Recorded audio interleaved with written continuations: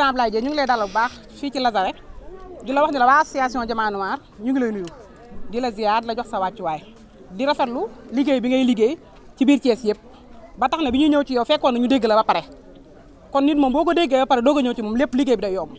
di la wax ni la ñu ngi lay dékk suñuy loxo waa association Diamant Noir nekk nañ plus de 100 membres daanaka carte de membre yi jeex da nga ñoo fekk ni ñuy réunion ñëpp nag ñu ngi ci biir Thiès te ñëpp ay jigéen lañ te nee naa jigéen boo ko jàppale nga askan wi yëpp ndax jigéen moo yaay jigéen moo nekk ak borom kër yi ci kër yi ñoo nekk ak njaboot gi te jigéen benn jigéen boo jàppale nga boo jàppale 100 femmes jàppale nga daanaka téeméeri kër ndax kër goo dugg jigéen ji moom mooy lépp ndax boo jàppalee jigéen jàppale nga jëkkër boo jàppalee jigéen jàppale nga doom boo jàppalee jigéen jàppale nga yaay ak papa kon association amul góor ñun ñëpp ay jigéen lañ ñu nekk ay femmes battantes nag ku ne am nga ci loo yëngu am nañ tamit suñu ay projet avant ngay ñëw fekk na ñun ñëpp dégg nañ la yàkkamti woon nañ tam nga ñëw ci ñun bien vrai que kenn ñëw gis ñu mais yàkkamti woon na yow mi nga xam yaay suñu frère am na lu ma leen wax ci yow ba kontaan nañ ci yow rafetlu nañ tamit sa ñëw ba ma leen ko waxee ñun ñëpp ñoo préparé jéem a avancé réunion bi pour mën a nga ñëw fekk lépp mën a gisante waa association ñoom ñi toog ñëpp ay jigéen lañ te ñoom ñëpp kenn génn si Thiès ñii fi teew tey ndax ñi nga xamante ne ñu ngi dëkk ay Dakar yow jotuñu woon a ñëw di la wax ne la vraiment li ñu soxla bari na ñu ngi lay dégg tamit suñu loxo ñu ngi daje chaque mois dina 5000 di ko def suñu kees nattagum nañ 3 mois bee passé def nañ suñu point de presse Sams Prestige am nañ suñu kees am nañ suñuy fonds ñu ngi liggéey ku nekk yaa ngi ci sa ruq di jàppale sa jëkkër ñii di jàppale seen doom ñii di jàppale seen yaay ñu lay wax ni la ñu ngi lay dégg suñu loxo ñun waa association Diamant Noir ànd sigil dër bu ñuul boo déggee ànd sigil dër bu ñuul nag mooy jële fi xeesal ndax ku ne xam na ne xeesal yàq na lu bari ci dëkk bi cancer de la peau moo ci gën a tuuti ci lu muy def jigéen ñi gaynde yi ak yi nga xamante ni bu la xasee ba daal dootoo ko mën a tee faj loolu nag ñun ñi nga xamante ni mosuñu koo def ñoo ko mën a xeex tey taxaw pour jigéen ñëpp xool ci ñun surtout nag ki nga xamante ne ay jeunes filles lañ xale yi ñu jëm leen a xëcc ñu bañ ci dugg loolu mooy suñu xeex solidarité entre les membres jàppalante suñu biir ñun jigéen ñi en tant que jigéen ñu ngi jàppalante am na suñu kees solidarité loolu itam kuñ ci teg loxo ñu jël ndax dañ naan buñu la dee dimbali nañ la fekk yow ngay dimbali sa bopp ba pare ndax balaa ngaa ñëw du ñu jàppale day fekk ñu jàppale suñu bopp ma di la seedeel ni ñun jàppale nañ suñu bopp ba pare ndax commencé nañ am nañ suñu compte ñu ngi di cotiser di ca denc di xool nag yan projet la ñu war a dëgmal ñu ngi lay dékk suñu loxo en tant que frère ndaxte gis nañ li ngay def ci Thiès yëpp. waa association Diamant Noir xëy na Ablaye ñu ngi doog a dajeeg yow waaye man miin naa la ci lu bare bari ci lu baax li nga xam ne moom laa xam ci yow moom laa la mën a seedeel ndax miin naa la Kawsara bu baax yoo xam ne yaa ngi ko fa doon def waaye ñun nag dañoo nekk ay jigéen yoo xamante ne ñi sësuñu si kenn waaye dañoo gëm suñu bopp bëgg loo xamante ne lu ñu avancé loola bëgg loo xamante ne ñoo xam moomal suñu bopp comme nag yaa ñu njëkk a fëgg si ragal féete day xañ a wërsëg féete wooñu waaye nag yaa gaaw ñu gaaw ndax yaa dikk njëkk ñoo sagal si njëkk ñoo siggil si kon loolu mbég la ci ñun te siggil nga ñu te jàppale nga ñu tamit wan nga ni carrément fu ngeen nekk maa nga fa ndaxte tey ji ñu ngi doog a door daanaka bu ñuy xam ay nit ñu ndaw rek ñoo ñu xam waaye comme dikk nga ba sagal ñu kon sag boobu yàlla bu ko yàlla sàggi lépp lam looy sàkku yàlla nag sama borom defal bàkki Sëñ Tuubaa Cheikh Ibra ñun nag dañoo ngi nii tàll nañu suñuy loxo suñuy projet ñu ngi koy bëgg nañu di liggéey fii ñi fi nekk ñëpp marché lañu nekk di liggéey dóor waar ku ci nekk xëy fajar ngay jóg dem uti loo am bëgg nañ loo xam ne ñoo koy moomal suñu bopp di ko liggéey suñu bopp ba association Diamant Noir dootul namati dara ndax ñun gëm nañ suñu bopp ndax fonk nañ suñu teen yi ba boobu bële changé wuñ ko kon war nañoo mën a am loo xamante ne ni war nañ koo mën a moomal suñu bopp gëm sa bopp moo waral lii lépp am tey nga fonk ñu ci ba naw ñu ci kon gën nga ñoo encouragé gën nga ñoo jàppale gën nga ñoo ñaax Diamant Noir a ngi nii kenn dawu si dara ñu ngi sa ginnaaw tey ba ëllëg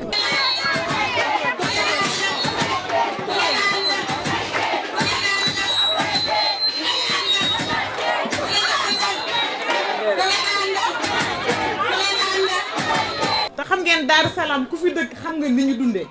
Daaru Salaam bu nawet jotee doo génn ndox mi dalay fekk ba sa biir kër Daaru Salaam daanaka kër yu bari amuñu ndox amuñu courant oto li tax wax ji ma koy accéléré xam naa ne jot amul gis nga Daaru Salaam nañ ñaan yàlla jàmm dal ñu bu ñu safaan daloon oto ambulance du ñu wallu si parce que amoo foo jaar waa Daaru Salaam nag am yaakaar lool ci yow gis nañu ku nekk dalal nañ fi ku nekk mais yow am nañu yaakaar ci yow moo tax ginnaaw yàlla ak yorante bi ñu lay wax suñuy soxla am ci yow yaakaar te ñu nit ay góor lañ amuñu dara jigéen yu am joma fi nekk dinañ teel a yeew te dinañ guddee tëdd liggéey rek la ñu xam dañoo bëccëg ba amatuñu daal te bu soobee yàlla boo ñu jàppalee ndax ñun goree di wuñu amuñu dara nag meluñu neen ay ana fele bet sax ñoo fi dëkk jànguñu xamuñu dara mais am nañ jom am nañu xam nañ liñ bëgg te xam nañ fiñ jëm te ku ñu fi bungee ñu ànd ak yow lii rek mooy suñu soxla wax ji nag dama koy gàttal di sant ñëpp di gërëm ñëpp loolu daal moo doon kàddu jigéen ñi di leen nuyu di leen sant di am contentement seen visite bi ngeen def suñu boobu ba tey nag 6 heures ba tey ñu ngi toog di leen xaar te boo leen toogoon ba mindi ñu xaar leen parce que ñun dañoo dogu ci li ñu nekk. di leen baalu àq bu baax nag ndax toogaay bi dafa yàgg di leen baalu àq bu baax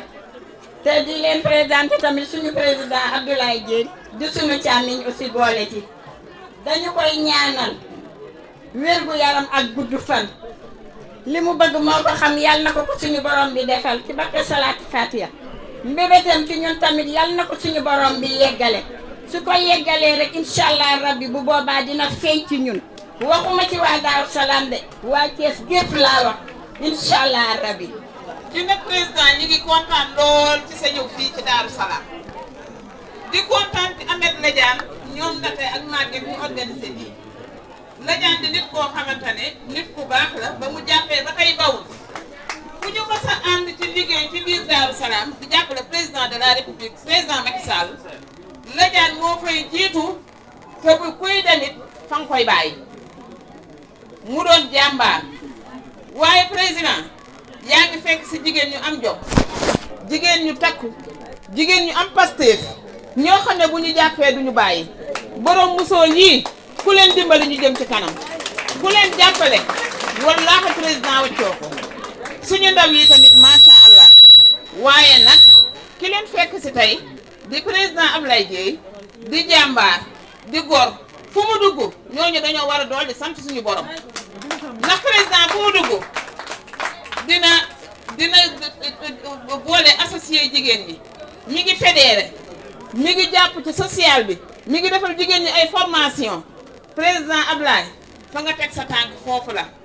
gisagoo nag ku ji suukar récolté kaani président ñi ngi lay sant ñi ngi lay gërëm bu président Macky Sall amoon ñu bare ñu mel ne yow fii ci dëkk bi wallaay Thiès soppeeku na. ñun lii yàgg nañ koo bëgg mais xëy na tey la ko yàlla di doog a dogal suñ ko amee ginnaaw yàlla tànday màgget moo tax ñu am ko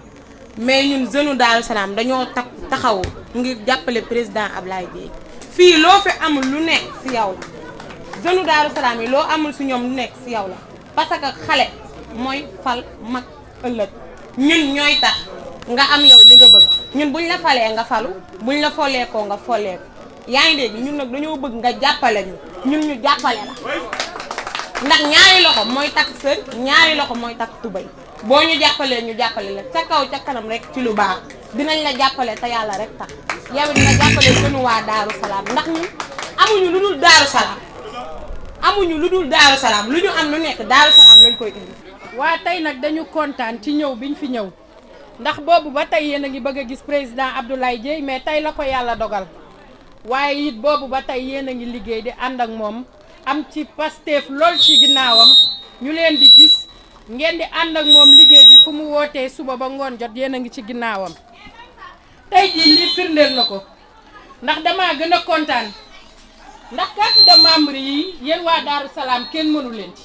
macha allah li ñu yàgg a xam ci yéen tey firndeel ngeen ko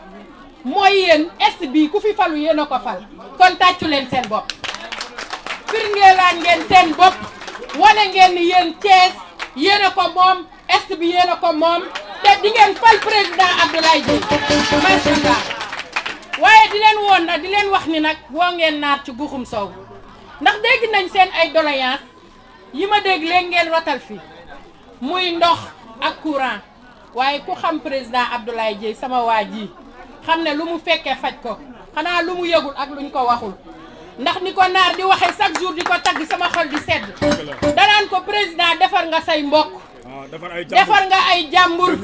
ba ñëpp jag nga jàpp sa njàmbur defar ñoo xam ñu xam la defar ñoo xam ak ñoo xamul defar ñoo xam ne sax xamoo leen defar sax ñoo xam ne xamoo leen macha allah kon nag jàpp leen ni tey jii seen coono jeex na ndax waajaa ngi li sàcc bi di bañ président Abdoulaye Dièye lu mu digge def ko dama bëgg na ngeen gën a laxasaayu ànd ak moom liggéey. Permettez-moi tout d'abord, avant l'entame de mes propos, de remercier les membres et sympathisants du mouvement Siggi Jotna. Comme vous le savez, aujourd'hui, on a eu à organiser une visite de courtoisie, une visite de proximité chez les militants. Donc, vous savez que depuis presque un an, on n'avait pas cette occasion de venir rencontrer, communier avec nos responsables. Et je pense qu'aujourd'hui est notre première sortie de venir voir nos militants et sympathisants. On a d'abord déjà eu à aller voir l'association des femmes du Diamant Noir, donc, qui sont une association qui défend la cause des Noirs. Parce que si des femmes aujourd'hui luttent contre la dépigmentation, je pense que ça c'est une cause noble, que le mouvement Siggi Jotna est engagé à les accompagner pour cette cause. Donc ensuite nous avons eu à venir à Darou Salam pour rencontrer les deux responsables qui sont des responsables de taille. Et le frère d'Abou Khan qui a eu à faire une forte mobilisation. Donc on a échangé, mais également on a communié pour voir dans quelle stratégie quelles sont les stratégies qu'il faut peaufiner pour aller vers les échéances locales. Mais également nous avons eu à venir rencontrer notre frère Ahmed Badiane, accompagné par les femmes, en l'occurrence Ndeye Maguette Dièye, qui sont des personnes engagées, parce qu'on a eu à voir qu'ils nous ont présenté des membres sûrs, parce que lors de la vente des cartes de membres, on a pu voir que Darou Salam a rempli une grande partie des cartes de membres. Nous vous en félicitons et je m'en réjouis. Donc je pense que cette visite n'est qu'une visite de remobilisation des forces et de consolider nos acquis. Aujourd'hui, le mouvement Siggi Jotna est plus que jamais engagé à faire partie sur les instances de décision locales. Parce que nous ne sommes pas sans savoir que nos collectivités territoriales actuellement ont atteint leurs limites, raison pour laquelle il faut un changement, il faut une rupture. Et le président Abdoulaye Dièye, en collaboration avec ses sympathisants et ses militants,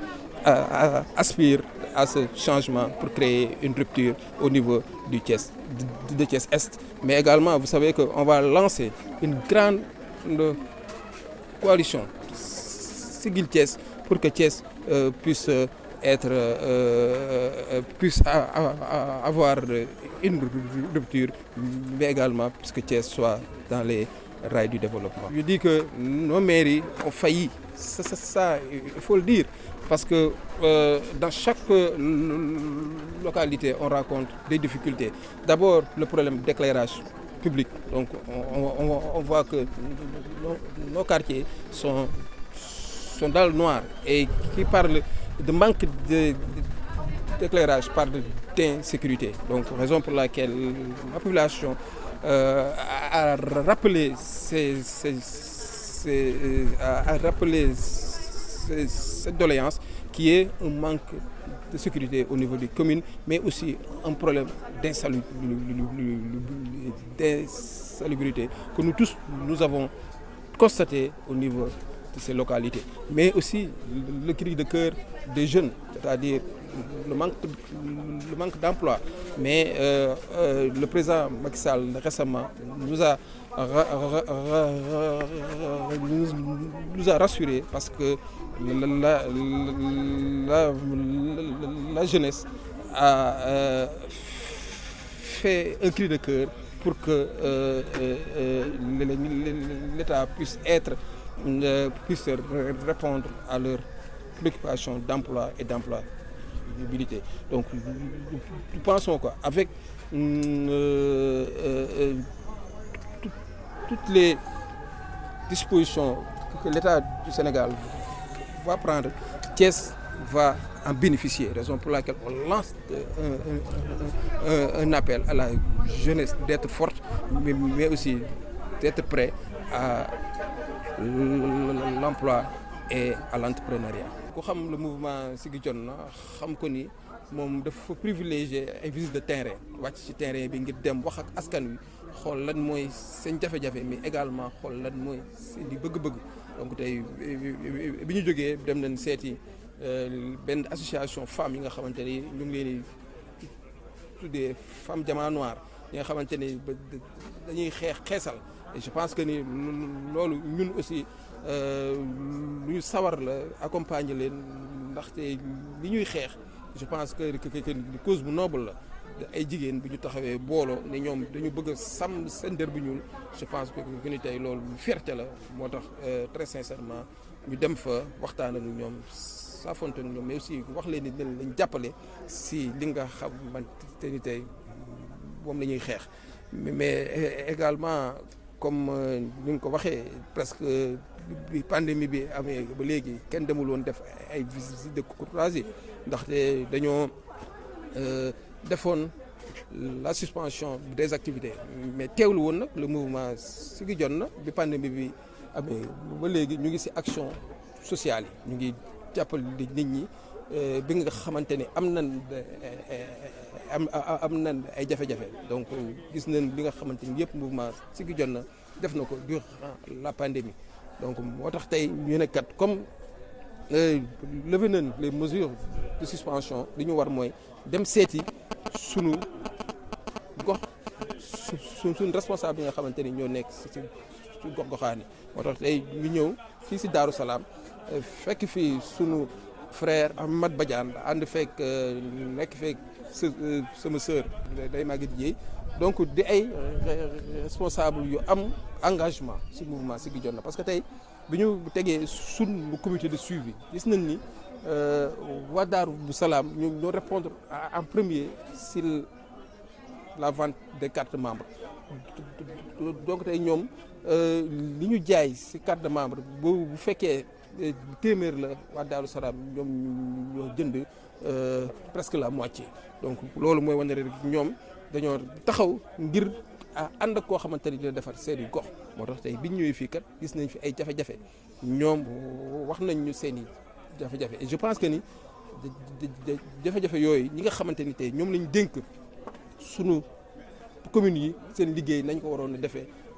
defaguñu ko parce que ku xool fii Daaru Salaam xam ni am na problème insécurité parce que gox boo xamante ni amul éclairage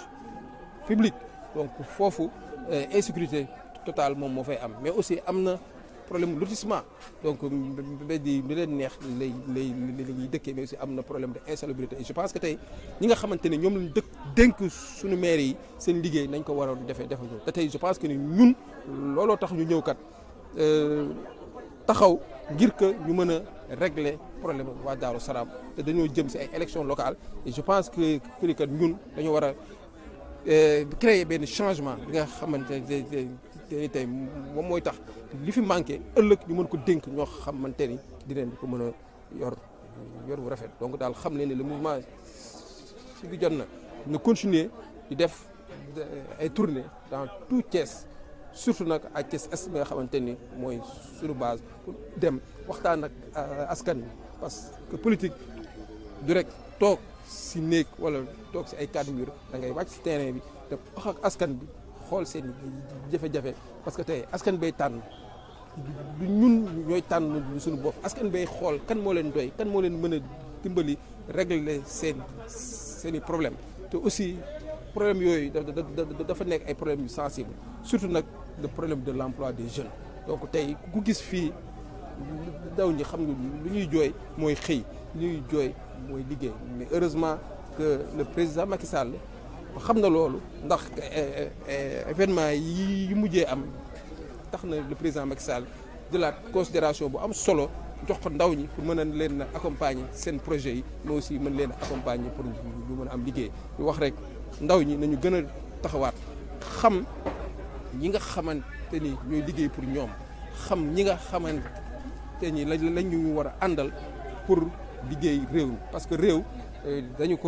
war a boole suñuy force boole suñuy xel boole suñuy xalaat pour mën ko liggéey donc bu ñu nangu kenn di ñu dugal ci xeex wala kenn di ñu dugal ci taal parce que réew mi dafa nekk ci yoonu liggéey na ci ndaw yeeg mag ñeeg jigéen ñi yëpp jàpp ci donc di xam ni aussi am nañ ay projets pour accompagner les femmes parce que ku ñëw fi Daaru Salaam jigéen ñi aussi wax nañ seen i jafe-jafe parce que tey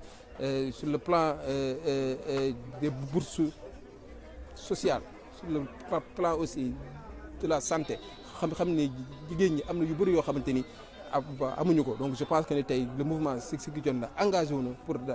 accompagner leen d'abord par des formations mais aussi accompagner seen activité génératrice revenu yi nga xamante ni moom la ñuy nekk parce que ku jàppale jigéen jàppale nga réew.